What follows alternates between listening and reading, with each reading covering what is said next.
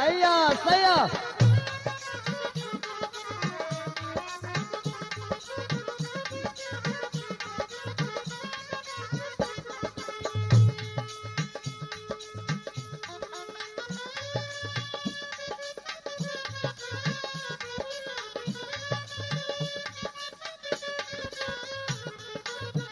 वाह वाह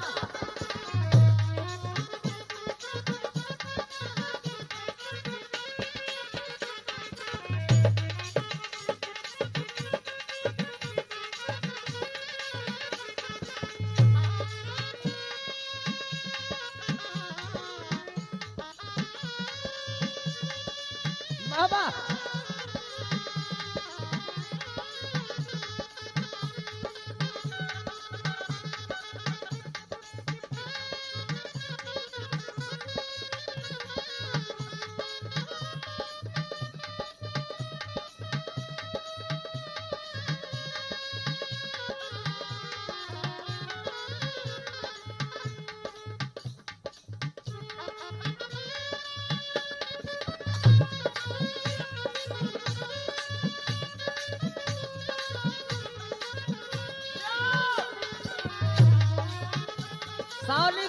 सावली बहार है बाप रे बाप आओ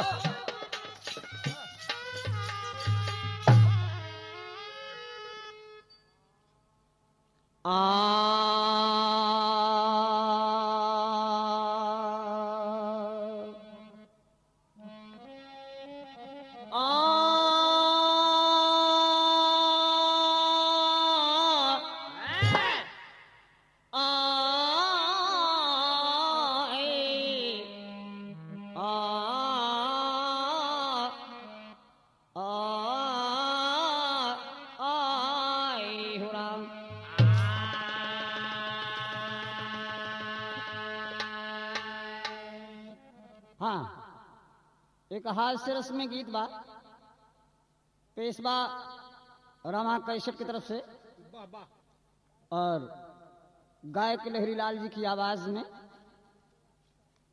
पेश है आपके स्वागत में। एक लड़का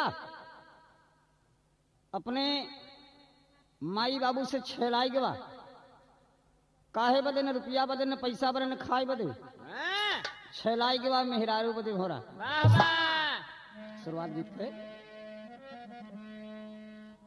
एक दिन लड़का एक अच्छी बोला कि नाही भरई है अम्मा चोला डोला चढ़ के जब तक आवई नाही नार।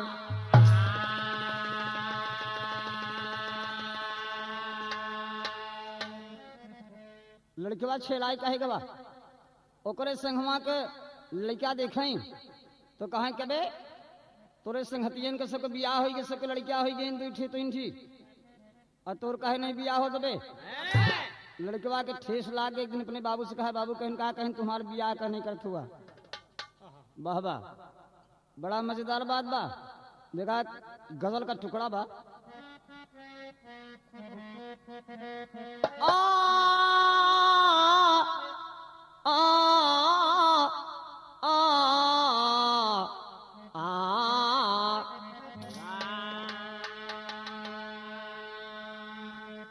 रंग लाती है हिना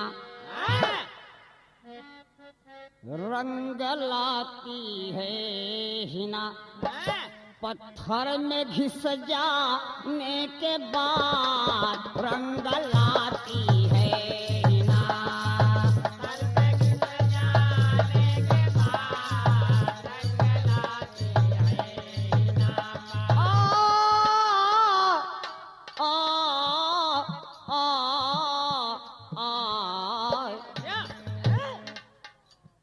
रंग लाती है हिना पत्थर में घिस जाने के बाद और सुरकुरू होता है इंसान।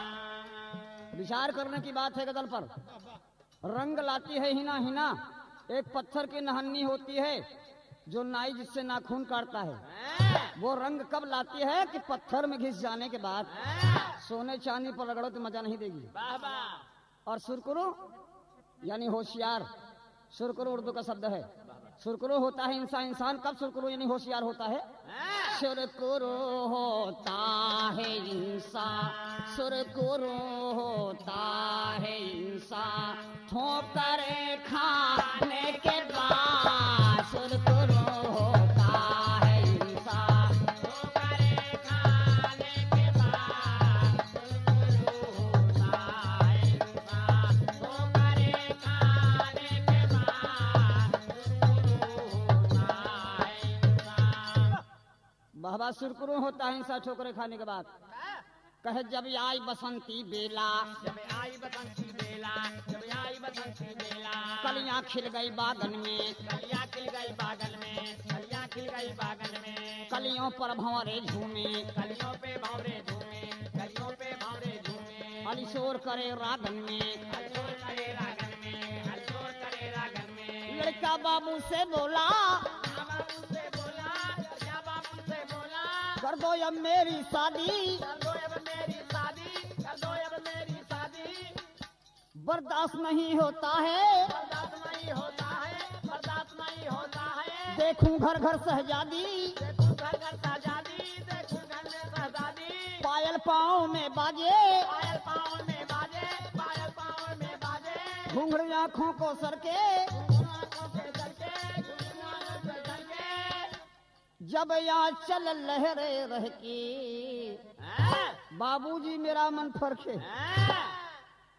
कहे क्या कि पड़ोसन में सब लड़कियन का देखी तो बियाह हो गया, दुल्हन सबके घर आई गई और हमार बियाह कहने करत हुआ। बोला बाबू रिश्ते गए कबे? तो हमसे बात करत हुआ बियाह बदे। पढ़ लिख के होशियार हो जा, शादी करब जरूर करब। कहे ना ना शादी कब करबा? हर जल गई सारी बदन है,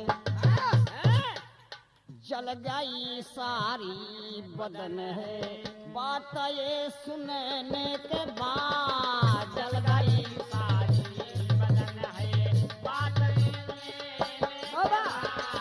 जल गई सारी बदन है, बात ये लेने के बाद। जल गई सारी बदन है।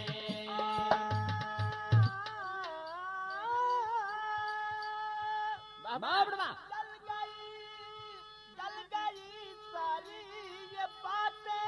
बाबा अरे बात ये सुनने के बाद बाद। वही की रंग लाती है ना पत्थर में घिस जाने के बाद।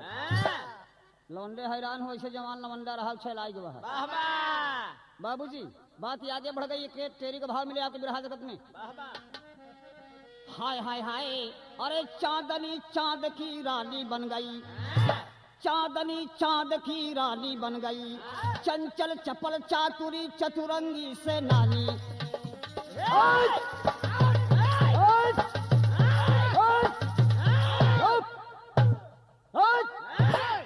वाह वाह ये लड़के बनता हुआ आई है बाबूजी। दिखा लड़का छेलाई गवा कि हमार बियाह कैदा। कहे लगे ने बाबू बेटवा से समझावत है बाबू के बेटवा पढ़ाई लिखाई के मजा कुछ और बा। कुछ पढ़ लिख ला, कुछ दहेज भी मिली, दुल्हन भी बढ़िया मिली। लड़कवा कहा तो बर्दाश्त नहीं होत बा बाबू। सबका दुल्हन अड़ी में रंगना भर के पानी भरई आवत थी। हमार लवंडे जो साथी हम जोली हैं वो हमके बोली बोलत थी। हमार बियाह कई दोनों पढ़ाई संग चले। बाबा वह बाबू समझावत का है मास्टर। बाबू कहा लगे न बेटवा से पढ़ लिख के होई जा होशियार। बेटवा कहा की कसरत करी हम लखी पर सवई सब कई नार। क्योंकि दुई दुई भैन गदेला। हमारे जो हम जोली के हैं क्योंकि दुई गदेला हो गए क्योंकि एक लड़का। क्योंकि दुई दुई भैन गदेला। केहू का आवत दिन दुई चार। जब आचर धई कन्हवा पान करई बरब छाती फटई हमार।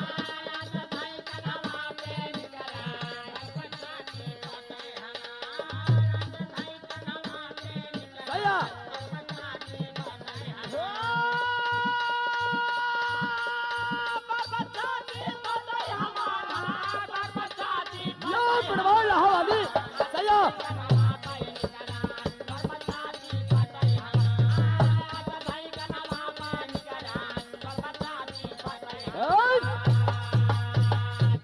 आचर भाई कन्हवा पे नहीं करें, बरबस छाती फटे हमार। ई बात उ लड़कवा के मतारी सुनी, मतरिया आई कहा कि हे सुना कहन का कहन के बेटौना के बियाह कहना ही कह देते। बाबू कहन के बेटौना के बियाह कह दे, आगे को कुछ आगमन बा, ई पढ़ा लिखा नहीं उठा छाप बा। मेहरारू ले आए देव कमाए धमाए न का खियाए, मेहरारू कई दिन रहे। बड़का भैया मेहरारू का सिंगार मन सेधु होती और बाजे कहा कि सेनुर होती, हम तो देखा था कि राणव सेनुर लगा के घूमती हैं। भाई साहब विचार करेंगे आप कि मतारी समझावत अपने पति के, मतरिया कहे देखा बेटौना के बियाह कह नहीं गड़बड़ाई जाई। फिर आप लोग तर्ज सुन रहे हैं कि फुलौरी बिन चटनी कैसे बनी, कि कैसे बनी कैसे बनी कैसे बनी राम कैसे बनी हो, फुलौरी बिना चटनी कैसे बनी, फुलौरी बिना चटनी कैसे बनी, फुलौरी बिना चटनी कैसे बनी। ए भाई साहब ये तो तर्ज रही मजा ले वाली कि फुलौरी बिन चटनी कैसे बनी, लेकिन महतारी और समझावत बा कि हमारे बेटवा के बियाह कह दे, नहीं तो गड़बड़ा जाई मामला।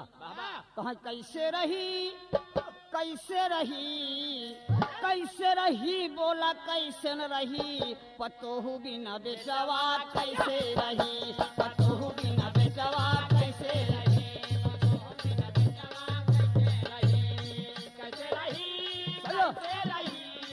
कैसे रही ओ राम कैसे रही, पतोहू बिना बेटवा कैसे रही, ये बात बिना बेटवा कैसे रही, पतोहू बिना बेटवा कैसे रही, पतोहू बिना बेटवा कैसे रही। बाबू कहा लगे पगलाए जाऊ, ई बतावा बेटवा के सगाई न हो, ई काहे बदे कि भाई साहब पढ़े लिखे नहीं बा, अब बेटवा जिद्दियान में कि हम दोनों पढ़ाई संग ही करब और दोनों में फर्स्ट नंबर रहे। विचार करें आप, मतारी हट गई, अब बाप बेटवा से बहस हो गई। बाबू कहे कुछ और समय बीते दा और पढ़ लिख ला, 8वीं कक्षा में 3 बार फेल भया, अब बियाह बदे एडवांस बुकिंग करावत है। भाई साहब बेटौना रिसिया के बाबू कहे उठाए के दई मारब, बाबू उठा ले बेलना, बेटौना उठा ले मूसर, अब भीतर में कूची का कूचा शुरू हो के बियाह बरे, बेटौना तगड़ा उठा के दई मारे बपुआ के। अरे बाबू बाबू पीट लगा, नालायक साला लड़का। 4 आदमी जुट गए, बाप रे बाप देखा था का साले का फलन माँ के, ये अपने बपुआ के मारत बा और काहे बदे कि मेहरारू बदे। भाई साहब बड़ा शोहरत हो गया और बाबू मार के घर वास्ते बेटौना के निकाल दी, निकल जा साले नालायक हो तुम मेरे घर से, तुम रहने योग्य नहीं हो। वह निकल चला बेटवा जब घर से। ए भाई साहब गीत का शुरुआत है, ध्यान करें आप। वो लड़का मेहरारू के बदे घर से निकल पड़ा, अब बाप निकाल दिया, निकल चला बेटवा जब घर से, एक रहिया माँ मिली बाजार। भाई साहब मारी पीट के बाबू जीता, घर से वन का देह निकाल, बाजार में लड़का जब पहुंचा, अपने मनमा करई विचार, अरे रहाई बिसातिन कई दुकान गुड़िया एक देखेन राजकुमार,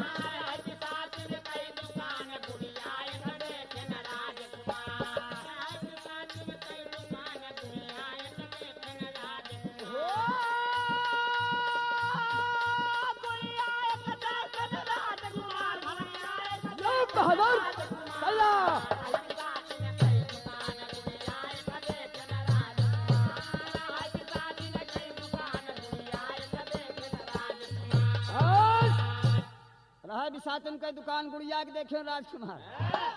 मामला गड़बड़ाइए, लड़कवा का देखत बा कि बाजार में एक मेहरारू बेचत बा। अब आप समझें कैसे मालिक, मेहरारू बेचत बा।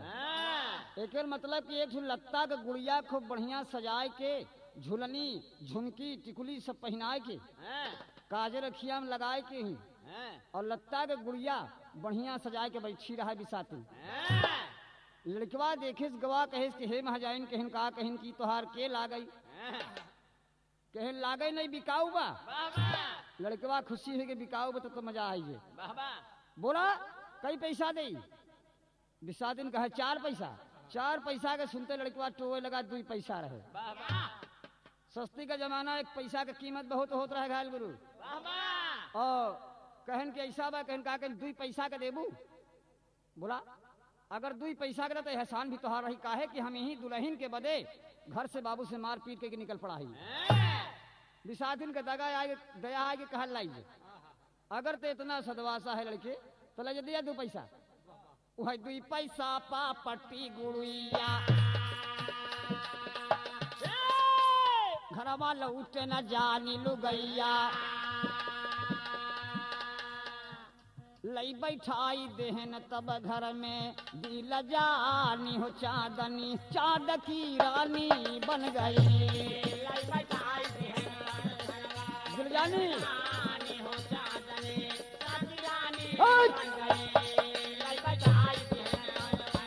लई के दुल्हन आए गए घर में। ओ भाई साहब बहुत बढ़िया मगन बा लड़किया उहे लत्ता का गुड़िया लाई के और कान्हे पे बैठा ले 2 पैसा बा ओहमे तो लगा दिन मेहरारू में और घर तक आवे के साधन का पैसा नहीं बा। घर ई जान के लेके लौटा की चलते ही बाबू को दिखाई दे कि हम अपने आप बियाह कर लिया और कंधे पे बैठा लिया। कंधे पे बैठा के अपने घर पहुंचा देखे माई बाबू सब सोवत हैं। रात का टाइम बा माई बाबू सोवत हैं। एक बकरी के कोने बैठा दे एक बकरी के कोने बैठा के और दुल्हनिया से कहत बा का हाय हाय हाय हाय हाय हाय अरे गोरी सिमट के बालों को झटके गालों से रस टपके। फिल्मी दुनिया वाले मजा लिए हैं कि गोरी सिमट के बालों को झटके गालों से रस टपके कुंवारा मन भटके कुंवारा बहबा कुंवारा हे कुंवारा यो सयो हे कुंवारा हाय हाय कुंवारा। लड़कवा मस्तबा कहत बा नैना मिलाए ले चैना चुराए ले दिल से सटाए ले रे मिलाए ले दुल्हा के मिलाए ले बहबा मिलाए ले दुल्हा के ले चैना चुराए ले दिल से लगाए ले रे मिलाए ले दुल्हा के मिलाए ले फसाए ले दुल्हा। ए बाबूजी ऊ गुड़िया अतरे में बैठी लत्ता के गुड़िया का समझत बा जे हमें जान नहीं बा बाबूजी का समझत बा और लड़का कहत बा नैना मिलाए ले चैना चुराए ले दिल से सटाए ले रे मिलाए ले साजन के। मस्त लत्ता के गुड़िया देखे लाली ओली लगाए भाई कपड़वा में। भाई साहब जो लावत में लेकिन लत्ता के गुड़िया कुछ बोलत नहीं बा। हैरान हो गई लड़का जब हैरान हो गया तो कहे के बात बा अगर अब की ना बोलबो तो मामला गड़बड़ाई। हम जान थी एक ठो बिरहा जगत में हमारे स्वर्गीय भोला उस्ताद ठेठ बिरहा में तर्जगावत रहे जो बिरहा की तर्ज नहीं। लड़का मनावत बकाहत बाकी काहे ऋषियानियू अरे काहे ऋषियानियू बोलत नहीं प्यारी काहे ऋषियानी। कौन कमी हो गई लड़का से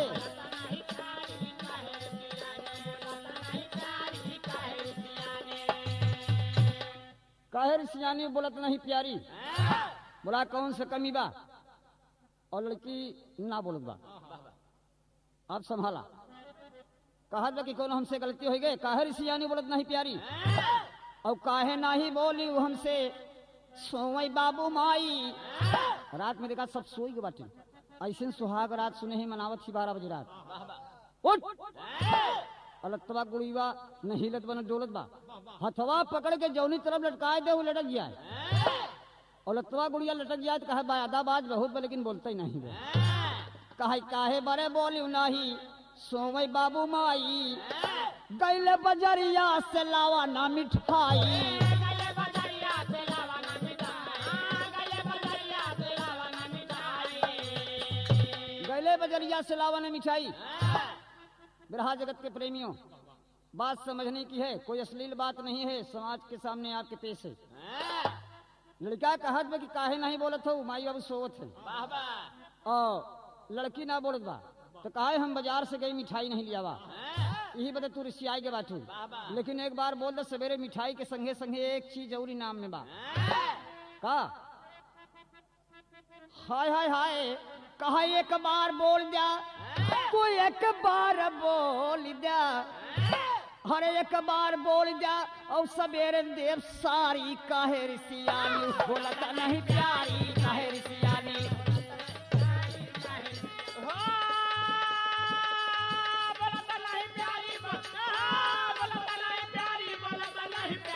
सही है अब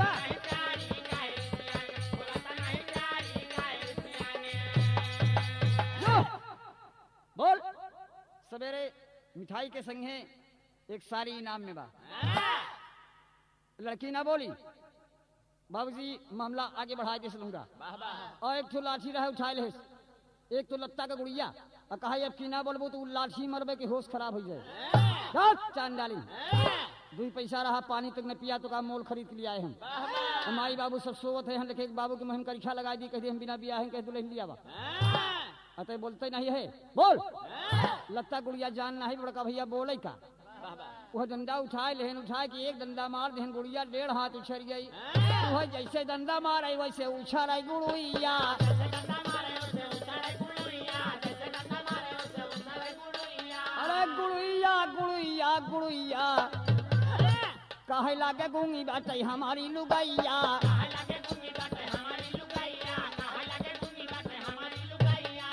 अरे तब 2 पैसा पे बेचे से व्यापारी काहे रिसियानी बोलता नहीं प्यारी काहे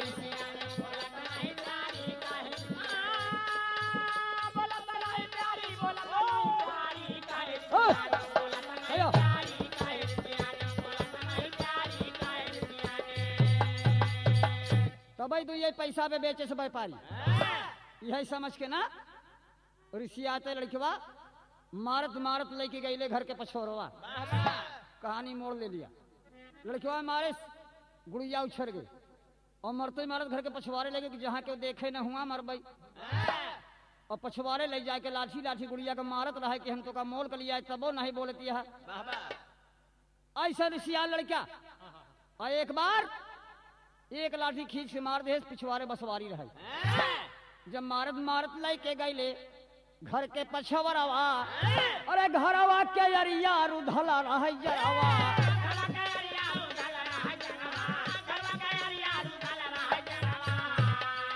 अरे जरवई के बिचवा जरवई के बिचवा जार यानी कांटा चारों तरफ लूंधा है बसवारी बीच में है वह जरवई के बिचवा में घनी बसवारी कहे रिसियानी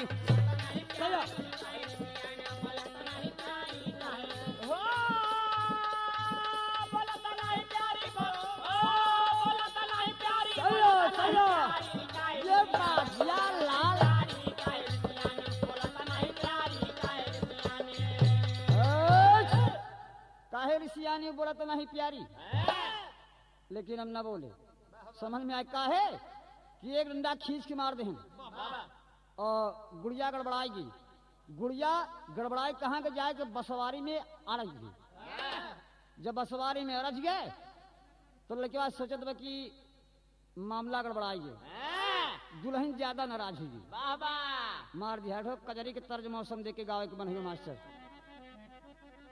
लड़कवा कहा तो अभाव इस तरह कि सावन के महीना में झूला गीत पर माता बहने भी गावले लेकिन लड़का भी दुल्हन बन जाती कब को मस्ती में रिमझिम पानी बरसे लाख पुरोइया झकोर मारे कोयल 4 बजे कू कू करे लाख लड़का सवेरे भोरे हम झुलना झुलत है जवानी क्यों के मन होई के सावन में भाई साहब बतियाई है बा कैसे कि राधा खेले कजरी राधा खेले कजरी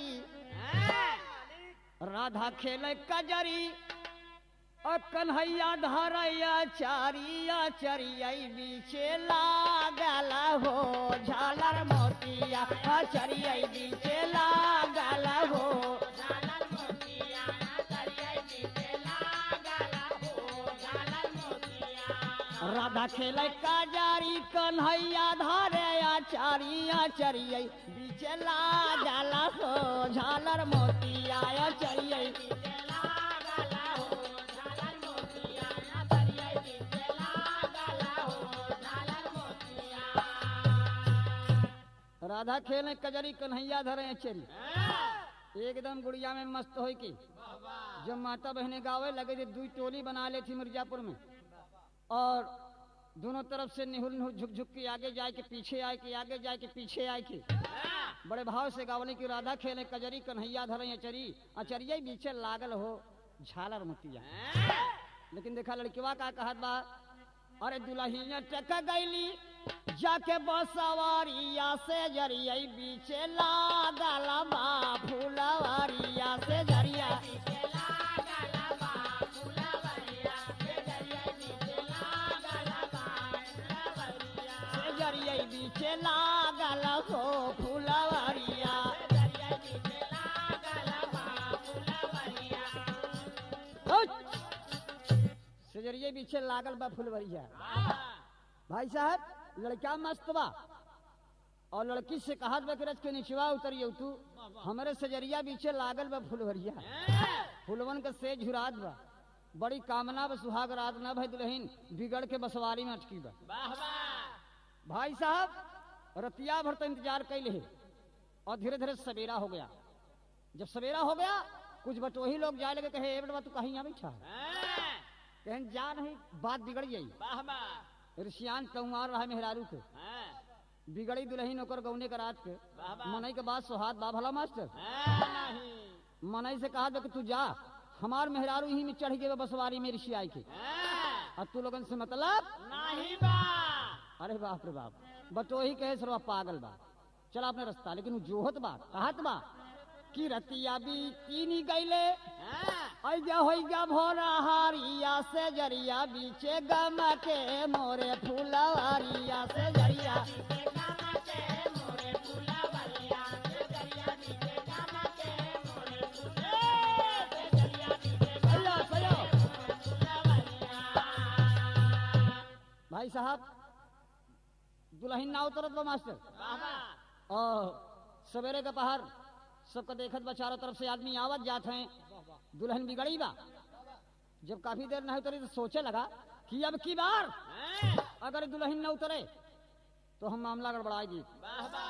का गड़बड़ाएगी सोचत बा कि झखरवा में हम लठिया से मरबे ई लठिया से झाखर यानी वहीं जरवा में मरबे तो झखरवा का कांटा जौन होला वो कटवा उड़ के ऊपर जाए तो करे गड़बई करे गड़े तो उतरबई करे कितनी बड़ी लंठ खोपड़ी लगाए बा। वाह वाह। भाई साहब वही मन में सोचे नाही हरहा भाई साहब मार दिया एक लाठी निकरी के भागल एक ठीक रहा कहा हुआ देखा बिगड़ के भागी मर दिल जानी चांदनी चांद की रानी बन गई।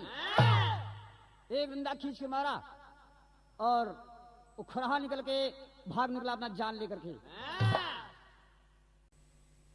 हाँ और वो लड़का देखा कि अब दुल्हनिया अपने रूप में आएगी और खरहवा देखे कि एक आदमी पीछे लठिया लेके आवत बा और वो अपन जान लेके बड़ा तेज से भगा और इतना तेज भगा कि पिछवा से आदमी वहाँ पहेटे बा धड़ धड़ धड़ धड़ धड़ धड़ धड़ धड़ धड़ धड़ धड़ धड़ अरे बाप रे कापत कापत खरहवा एक गांव के बगलिया हरी में घुसुर गए और हरिया के बगलिया के दुल्हन घाट छिड़त रहे और लड़की बाप पहुंच गया देखे वाह वाह असली रूप में वही हमार दुल्हन आप संभाला मामला आगे बढ़िए और खरहा घुसा का भीतरे में और हरी के अंदर बा अहर दुल्हनिया के पहुंचा बगली देखे कि हमार दुल्हन अपने रूप में आएगी ईर्ष्या रही खांची खुरपा बदे और पकड़ के तीतिला छाप ले पिछवा से लड़की बा उठ के खुरपा उरपा बगली गिर गए लड़की का कौन लड़की बा कहा तोर दुल्हा वही है ना एकरा तरफ लगत बा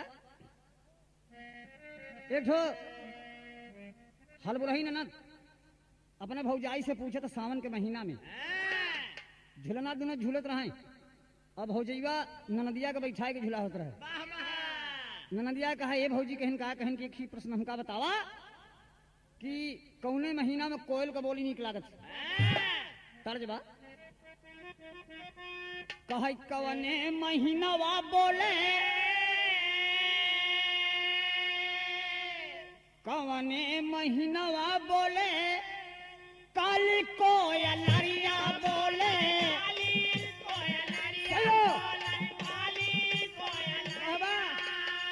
काली कोयलरिया रे हमारी भाऊजी कवने महीनवा नाचे मोर हमारी भाऊजी कवने महीनवा नाचे मोर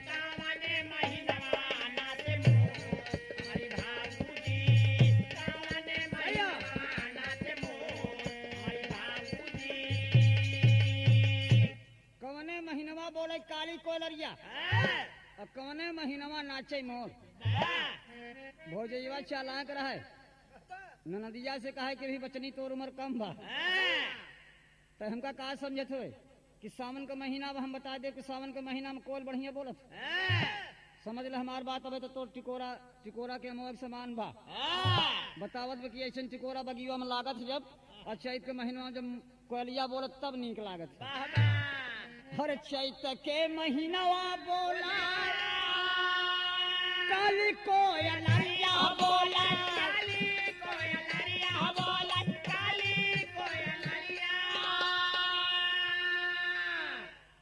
चैत के महीना बोले काली कोयलरिया जब पुरवैया 4 बजे भोरहिया में आयाम के बगिया में बहे लगत हो और भोरहिया में जब कोयल कू कू करत हो तो माना कि कोयल का बलिया शरीर में प्रवेश कर जात है वो बतावत बाकी चैत के महीनवा बोले काली कोयलरिया कि काली कोयलरिया रे छोटकी नाना दी कि हमारी नाना दी सावन के महीनवा नाचे मोर हमारी नाना दी सावन के महीनवा नाचे मोर हमारी नाना दी सावन के महीनवा नाचे मोर हमारी नाना दी चैत महीनवा बोले काली कोयलरिया बोले काली कोयलरिया रे हमारी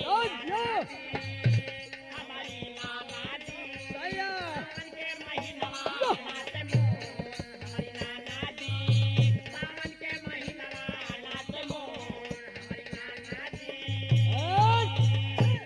लड़की घबरा गई और लड़का पकड़ लिया कहा कि देखा अब तू अपन सही रूप हमें दिखाओ अब ले 2 गोड़ी से 4 गोड़ी 4 गोड़ी से 2 गोड़ी बात सही हो बाबूजी लड़कीवा पकड़े बा लड़कीवा हल्ला मचावत बा हल्ला का मचावत बा कि पिया पिया कही के गोरी दिहली अवदिया गोरी दिहली अवदिया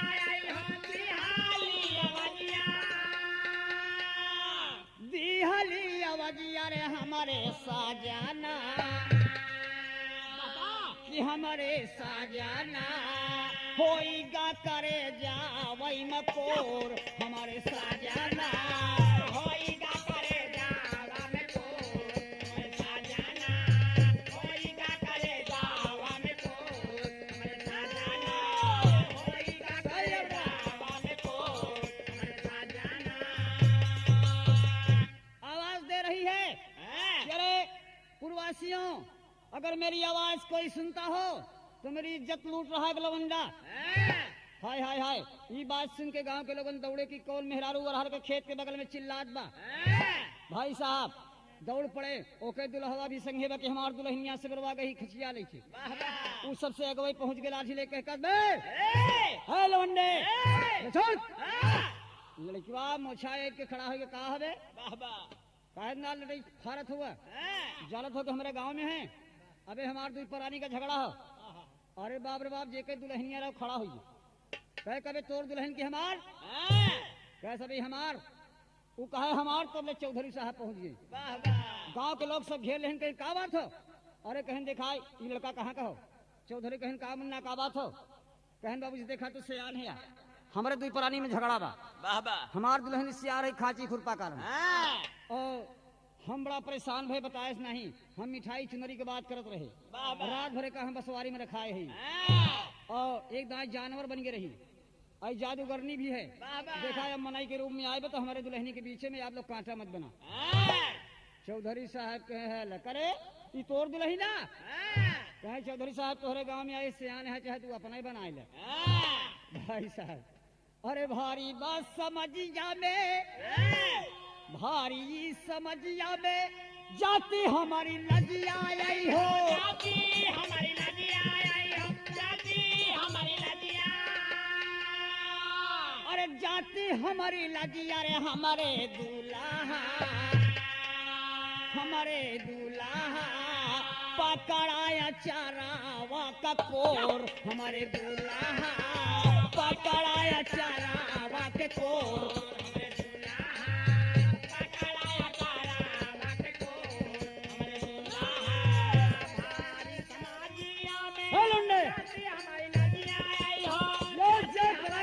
बाबा हमारे दूल्हा पकड़ाया चारावा के कोर चलो पकड़ाया चारावा के कोर पकड़ाए चरवा के कोर हमारे दुल्हा देखा ये हमारे इज्जत लूटत बा ये बेईमान कह देख हमारे लोगन के बीच में बात होत बा तो हमार मेहरारू है तई मत बात कर और नहीं मुंह खोल के भट्ठास दिखाई देवे तो मुंह दिखाई नहीं मिले बताओ दुल्हनिया कहा बतेशियार का नाती ये कहाँ का धिंगरा पकड़े बा अपन दुल्हन बनावत बा चौधरी साहब फैसला करते बाबूजी देखा समाज के बात बा सामाजिक आदमी है चौधरी साहब जैसे प्रधान होती मुखिया होती ये लोगन तो मुखिया होते रहे पहले मुखिया साहब सब फैसला करते रहे 5 गांव को मुखिया कहे एक फैसला हम कर दे भाई कहन का कहन देखा ये दुल्हन जोन बा मालूम नहीं कब से पकड़े बा पहली बात दूसर बात कौन जाति है तीसर बात अरहरी के खेत में भाई साहब आप लोग समझा तीनों बाचा बन ही बोला फलाने अगर की दुल्हन ले गया तो 8 गांव को तो का भोज दे के पड़ी जेकर मेहरारू बा उसे चौधरी साहब कहा तो है कि मेहरारू रखेबा तो 8 गांव को भोज देवे नहीं अपन गहना ले ले मेहरारू एक लाई ज्यादा अपन इज्जत चाहा बात फंस के जेकर मेहरारू वो मुंह देखत बा चौधरी साहब के कि बढ़िया फैसला करत हुआ यार देखा जैसे 3 बाचा बनाया है चौधरी साहब ये कैसे भैया भाई साहब और रिश्ता बड़ा बढ़िया जुटत बा लड़कवा कहा गहना ले लाई जबरदस्ती लेकिन मेहरुआ तो हमार जाएगा आखिरी गीत के नमूना में आप पाएंगे कि इस लड़के ने क्या निचोड़ किया जेके दुल्हन वो भी सामने चौधरी भी सामने गांव के लोग भी सामने भाई साहब फैसला क्या होता है एक तरह आपके मल्लाहाबाद से लगे इलाहाबाद जिले में संगम में प्रयागराज घाट पर जमुना जी में नैया छोड़ के और मैया के सहारे गंगा जी के अरदास करत हूँ जेठ के दशहरा में मास्टर साहब कहत का हमें कि तोहका चढ़ाई बाई मैया अरे नारी अरे यौ चुनारिया है कि गंगा मैया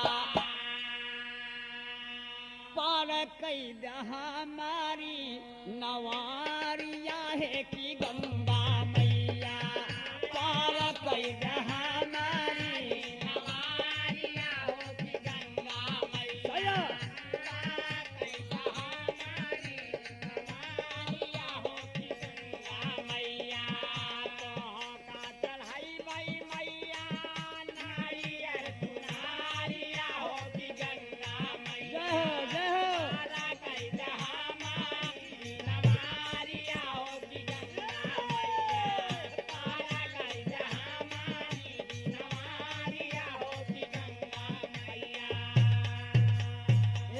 साहब कितने बढ़िया भाव में मल्लाह भैया लोग गावत थी। और जाति में अपने अपने बिरादरी में अलग बिरहा में तर्ज भी होला। देखा अहिरन का जो कहा बिरहा है, ये देखा हमारे अहिरे खानदान में एक चमत्कार लाल छत्रधारी भाई हरिया इलाहाबाद से, जो कि यहाँ तक कैसर में लाए लहरी लाल जी को रामा भैया के पास। और आप गीत सुन रहे हैं। ऐसे हिरन में जब पहले बियाह हो ऐसे लड़कियन का, तो जौन चौधरी रहा वो आगे और जौन कुशलवंडा रहा पीछे, तो कहाँ जता बिरहा गाय दे सब जागत जो न सोवत रहे वो जाग जाए। और दोबारा पी 4 बजे दिन में दोबारा तब लागत रहे हिर।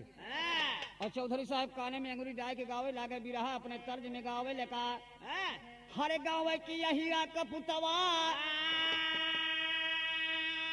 हरे बड़ा बा मजबूतवा जोड़ी दरऊ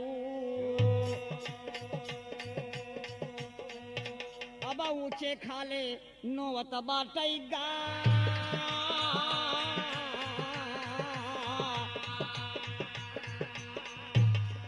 रे भाई साहब अहिरा के पुतवा बड़ा मजबूतवा ऊंचे खाले नोवत बाटे। और कहा पहली धार अरे जब मारे दोहनिया ए जोड़ी दरवा उहे कोठवा नजरा उड़ी जा।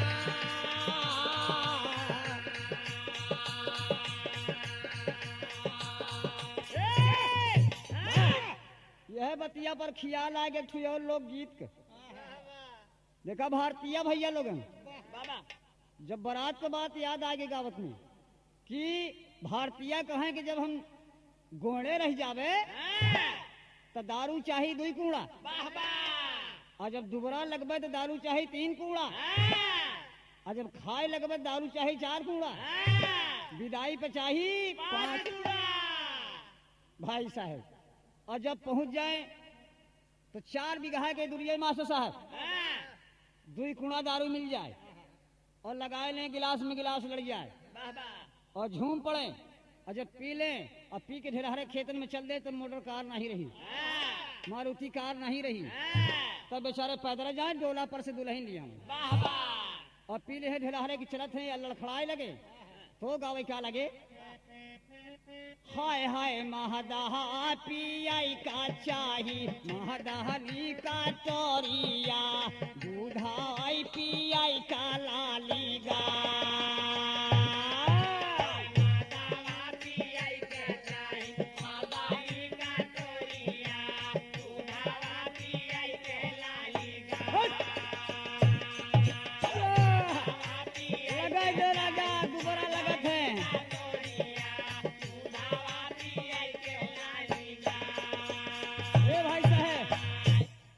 मदवा पिए का चाहे मदनी कचोरिया और दूधवा पिए का लाली गाय।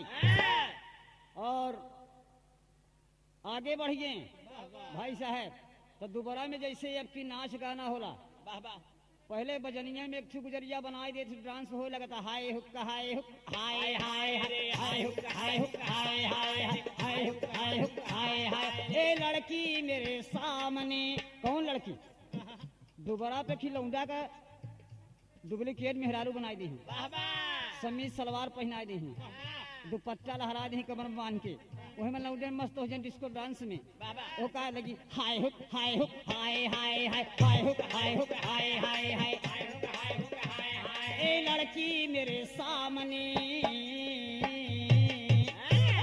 ए लड़की मेरे सामने मेरा दिल ले जाए हाय हाय हाय हुक हाय हुक हाय हाय हाय।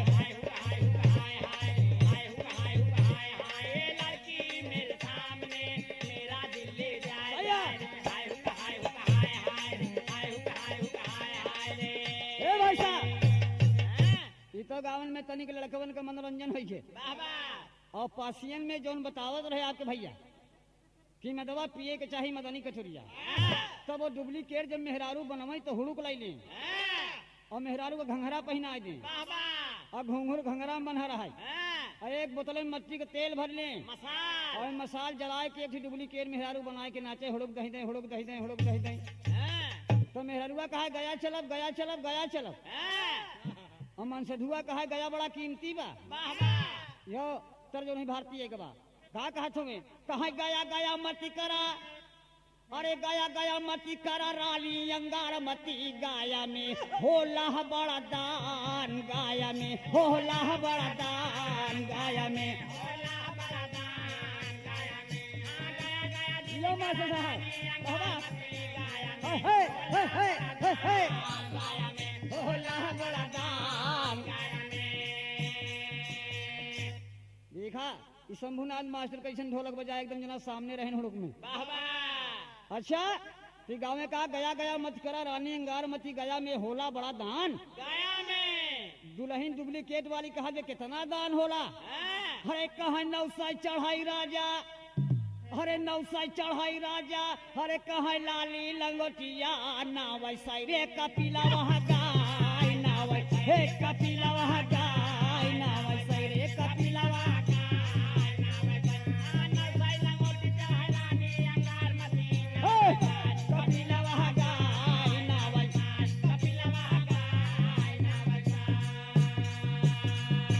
भाई साहब ये तो आपके मनोरंजन का दुल्हन रहा लेकिन आप ध्यान दें कि वो गंवार पकड़े बा दुल्हन गंवार दुल्हन पकड़े बा और चौधरी फैसला यह करत है कि भैया गहना ले ले दुल्हन ले जाए दे नहीं 8 गांव का भोज दे के पड़े जे कर दुल्हन मुंह बाए खड़ा बा माछी भीतरे बहरे होती कहे बारे चौधरी साहब ई के जब फैसला कर दिया गांव वाले सब बिगाड़े के लगा रहा है भैया वो कहें सही बात फलाने अगर दुल्हन रखबे तो हम डाल ले 8 गांव का भोज ले दुआरे हल्ला मचे तो हर बेजती होए लड़कवा कहे कि ऐसे बड़ी आफत का बा ये दुल्हन चली जाए हम 8 गांव का भोज का हंस दे चौधरी से कहे भाई हमारे गहनवा दिवाई दे और गहनवा उतार के लड़कीवा गहनवा उतार के बड़े खुशी में देखा थमावत चौधरी साहब का वो कहे थमावत कि हमारा इज्जत का सवाल रहा लड़कवा पकड़ ले रहा तो हमें घरों में हमका इज्जत न मिलत और लड़की बाबूजी चल दिया लड़के के साथ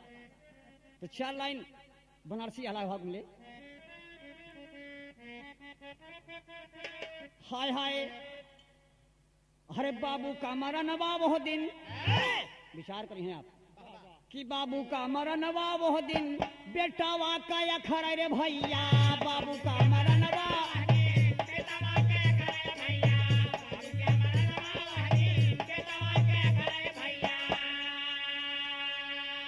संसार सागर है दोस्त आवागमन है पिंजड़े से उड़ जाई जह दिन सुगनवा तो माया का नगरी सपन हो जाए संसार ये ऐसा संसार ही है दोस्त कि 27 लोक में यही एक मृतलोक ऐसा लोक है जहां कि हर इंसान का फैसला होता है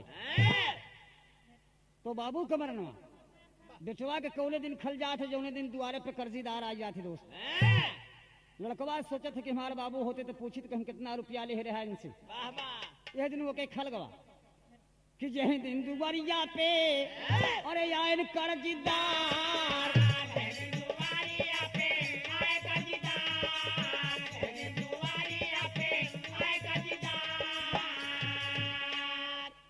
माई का मरनवा वह दिन माई का मरनवा वह दिन बिटिया का खरे रे भैया माई का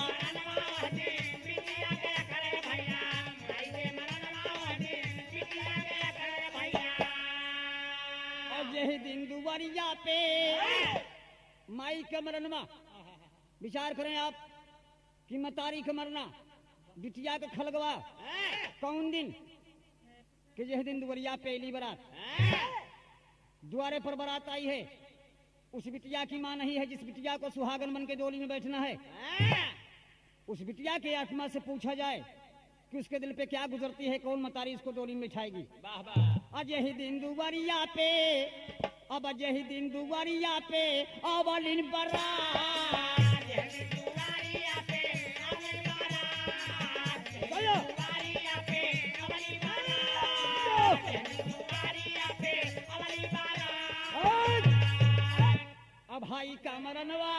भाई का मरनवा वह दिन भैया के खरे रे बिरना भाई का मरनवा वह दिन भैया के खरे भैया भाई के मरनवा वह दिन भैया के खरे भैया भाई ऐसा दोस्त न भाई ऐसा दुश्मन चाहे सतयुग रहा हो चाहे त्रेता रहा हो चाहे द्वापर रहा हो, चाहे जो चल रहा है कलयुग हो। तुलसीदास ने लिखा तो है कि कल समान कोई युग नहीं, कल समान, कलयुग के समान कोई युग नहीं है। विचार करें कि कलयुग में जो हो रहा है उसको सब इंसान जानता है कि ये होने वाला है, लेकिन उसको मानता नहीं है भाई साहब। तो बात यह बा कि भाई के मरनवा हो दिन भाई के थे, यह टाठी में खाते हैं भाई हित्ती हैं। और जब दुल्हन दूठी दू जगह के आए गए तो मुद्दई हो गए, भैया के भैया दुश्मन हो गए, भैया पे भैया गोली चला देत बा, भैया के भैया कटैया काट लेत बा। काहे बदे? एक ठू ऊपरी कंदी बदे। बारे विचार, बारे समाज, बारे मानुष का तन भाई साहब। लेकिन इधर वो दुई पैसा में मेहरारू पाई गए, बड़ा खुशी गाँव वाले से कहा जा राम, और मेहरारू को लेके चल भवा। हो लइके गुजरिया पहुँचा, जब लइके गुजरिया पहुँचा अपनी बखरिया रे भैया, लइके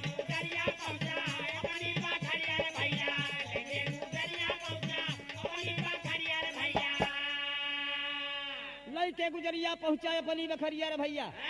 कहा आवाज आवाज जल्दी, कहा आवाज आवाज जल्दी बाबूजी हमार,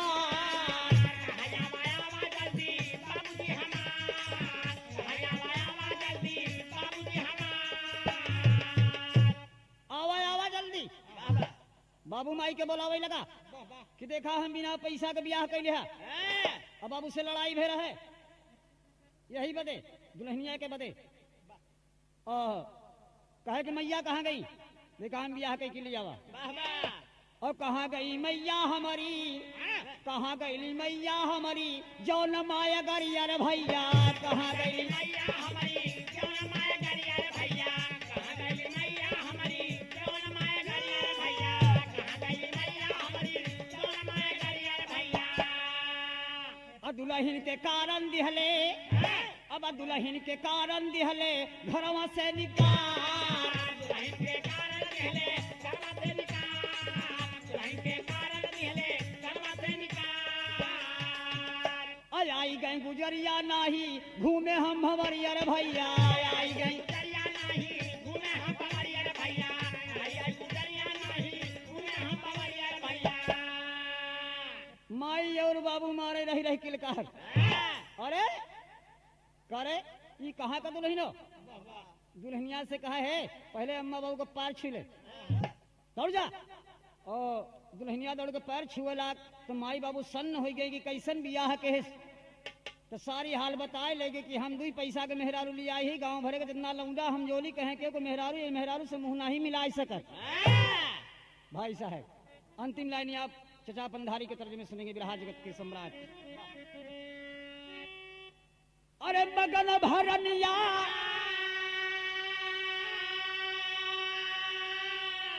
अरे अब मगन भरनिया राम, मगन भरनिया पाए समनवा के सजनवा, मगन भरनिया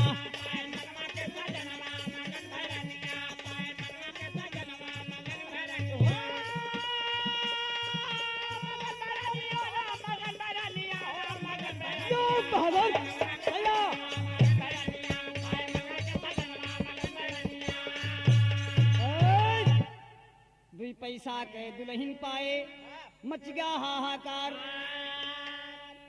भई मुंह दिखाई दुल्हन के आए सब नर नार, तो फेर माई चितवनिया मगन भरनिया। भाई साहब मतारी बा बड़ा खुशी भई, लेकिन दुल्हन नालायक तो है बा, पढ़ा लिखा तो है ना बा, लेकिन दुई पैसा झटक लिया गंवार नहीं पक्का चाल आंक रहे। ओके नाम रहा से एक चिल्ली, से एक चिल्ली, से एक चिल्ली, बचपन का लड़का से एक चिल्ली रहे। दुई पैसा के मेहरारू गांव भरे का चूतिया बना के उठा लिया। भाई साहब कहना यह बा कि दुई पैसा पे पायस नारी होईगा हाहाकार। भाई मुंह दिखाई लड़की के जुट गए ले नरनार, कमाई फेर चितवनिया मगन भरनिया। भाई साहब मुंह दिखाई होई गए, बड़ी दुल्हन नीक बा, गांव के लोग सब मुंह दिखाई में गावत ही बड़ी नीक लाग। का नीक लाग? क्यों कहा बनवा खपड़ैलवा छवाव रे नए घरे दुल्हन आए, क्यों कहा भाई कहाँ का दुल्हनिया, कौन जाति है, कौन बिरादरी की है, कहाँ से लाई आए। मामला यूं फंस गया जैसे हुआ फंसा रहा है चौधरी के। भाई साहब तो कहना है समाज की ओर से कि आप इस गीत में जो भावना पाए आप समाज के अंदर लंठे और चालाक में क्या फर्क होता है। आप विचार करें। यह गीत हमारे रामा कैसेट से प्रस्तुत किया जा रहा है जय गायक लहरी लाल जी की आवाज में इलाहाबादी की तरफ से। निचोड़ इसका यह हुआ कि वो गंवार नहीं चालाक है। गुरु भोला भय स्वर्ग के वासी आभा करे पुकार, कथन किया गुरु ननकुराम गुरु दयाराम का प्यार। बाबा कथन किया गुरु दयाराम गुरु ननकू राम का, वही चांदनी चांद की रानी बन गई। लहरी लाल जी तेरी चलती कलम तूफानी, चांदनी चांद की रानी बन गई।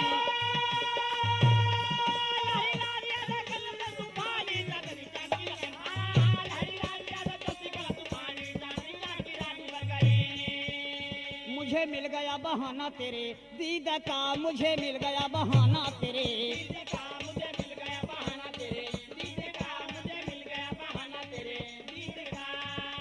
कैसी खुशी लेके आया चाँद, कैसी खुशी लेके आया चाँद ईद का, मुझे मिल गया बहाना तेरे दीद का, मुझे मिल गया बहाना।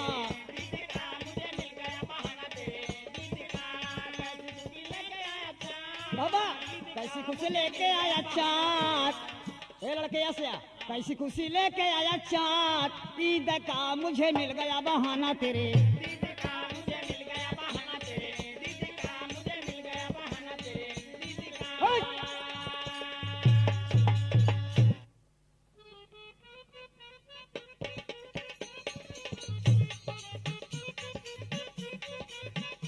हाँ जो चलते रहो बेटा, क्या मेरा मुंह देख रहे हो। ये जो गीत आप सुन रहे हैं ये आप रामा कैसेट की तरफ से प्रस्तुत किया जा रहा है और ये गायक लहरी लाल जी इलाहाबादी की तरफ से रामा कैसेट की तरफ से आप इस गीत को सुन रहे हैं। और इस गीत के साथ साथ बिरहा जगत के प्रेमियों को लहरी के पार्टी शहीद नमस्कार बा। पार्टी के हारमोनियम वादक हमारे भौरा भगत सिंह, ढोलक वादक हमारे शंभू चंचल इलाहाबादी और लहरी लाल जी के दाहिने हाथ कीर्तन के कलाकार लल्लू घायल इलाहाबादी, हमारे सहयोगी राजेंद्र मुन्ना की तरफ से आप एक गीत सुन रहे हैं। हम पार्टी शहीद आपका नमन है।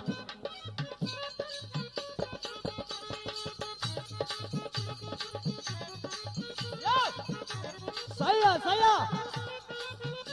जाम हो रहा।